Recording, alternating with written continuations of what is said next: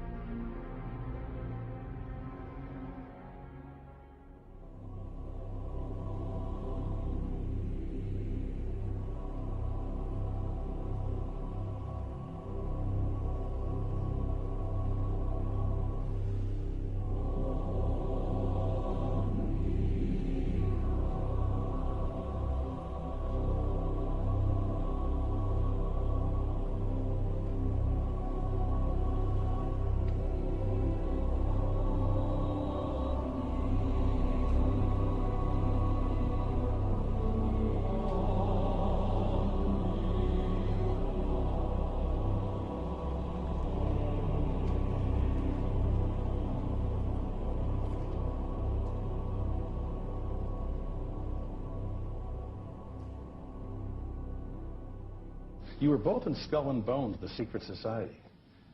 It's so secret we can't talk about it. What does that mean for America? The conspiracy theorists are going to go wild. I'm sure they are. I don't know. I haven't seen the web. Number 322. Sir. Were you a member of Skull and Bones in college in Bush? Were you in the same secret society? That's all right. Let me answer his question. Whoa! Don't chase me! I can't do anything!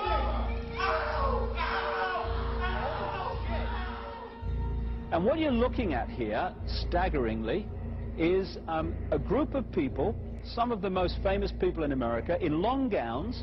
Behind them there, you see a 40-foot stone owl.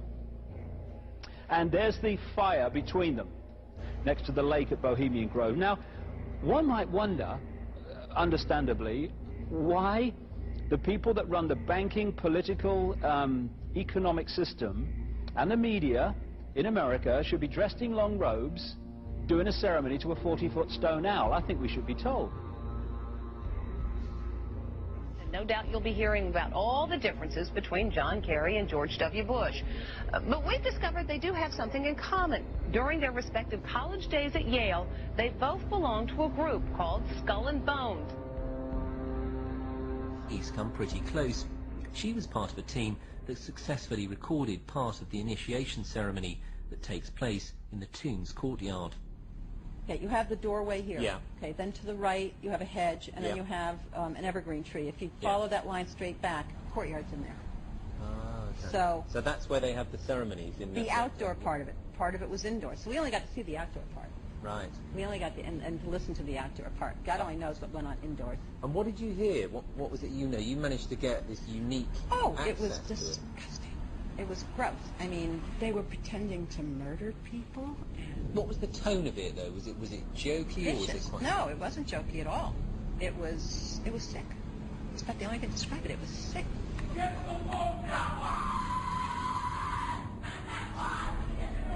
What you're hearing is the first recording ever made of the Skull and Bones initiation ceremony.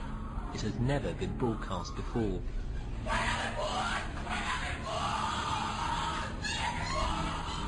15 new members of the club are being introduced into the macabre rituals of Skull and Bones by the senior students who are about to graduate.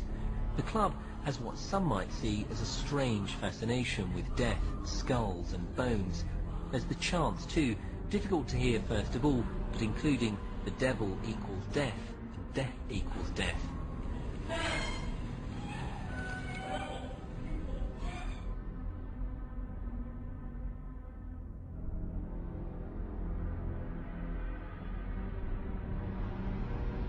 But when you get into a secret society of spirit worshippers, then, and especially when you're invited there by the direction of the higher-ups in the spirit world, you never get out of there alive.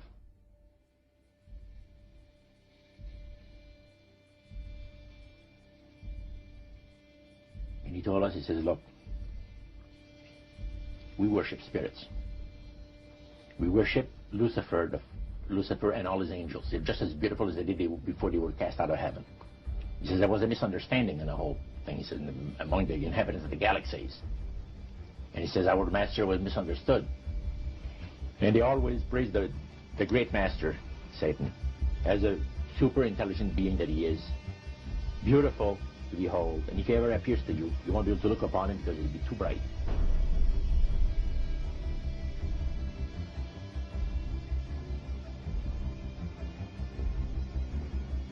What have Herbert Hoover, Art Linkletter, Jack London, and Richard Nixon all had in common?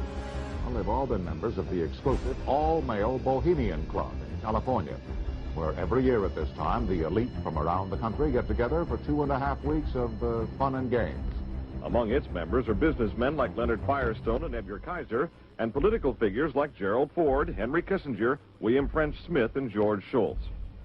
President Reagan, Vice President Bush, and Defense Secretary Weinberger are members of other camps. Richard Nixon is a Bohemian, and so are high-ranking executives of such companies as Eastern Airlines, Standard Oil of Indiana, and Bank of America. Privacy is one of the Grove's most cherished virtues. Members may not photograph, record, speak, or write about activities at the retreat. While many public officials are Grove members, the press is a distinctly unwelcome guest. We're from ABC News. Well, get back there. Get back there. Can we talk to somebody in the... Get back there. You see, for over 120-plus years in Northern California, in Sonoma County, on a 2,700-acre secluded redwood grove, leaders from around the world, prime ministers, chancellors, presidents, governors, again, the heads of industry, banking, academia, the media, Hollywood, travel there to engage in bizarre, ancient Canaanite, Luciferian, Babylon mystery religion ceremonies. We were inside 4 hours. That's only one day out of the 2 weeks that they meet there for the admitted Summer Fire Festival of the Bohemian Club.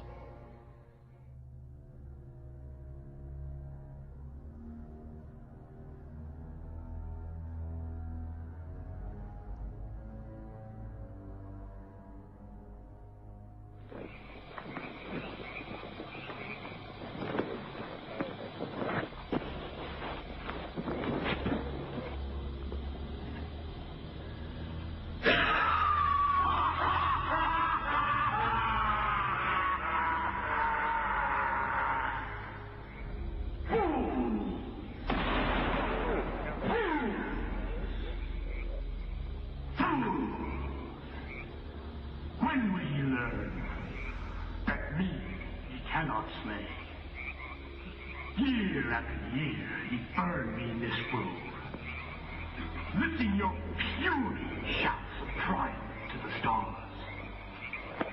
But when again, he turned your faces to the marketplace, do ye not find me waiting as of old?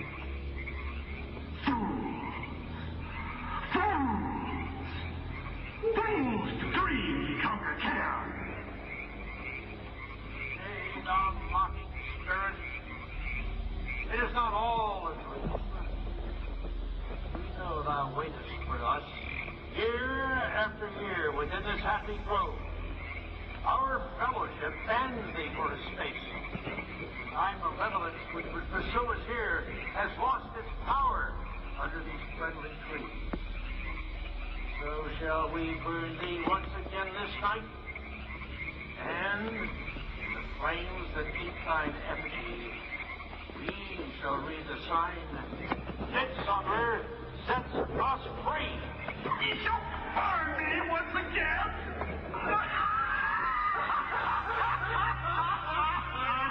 Now believe way, which hither ye have brought from regions where I reign. Ye fools and priests, I spit upon your fire. Hail, fellowship's eternal flame. Once again, midsummer sets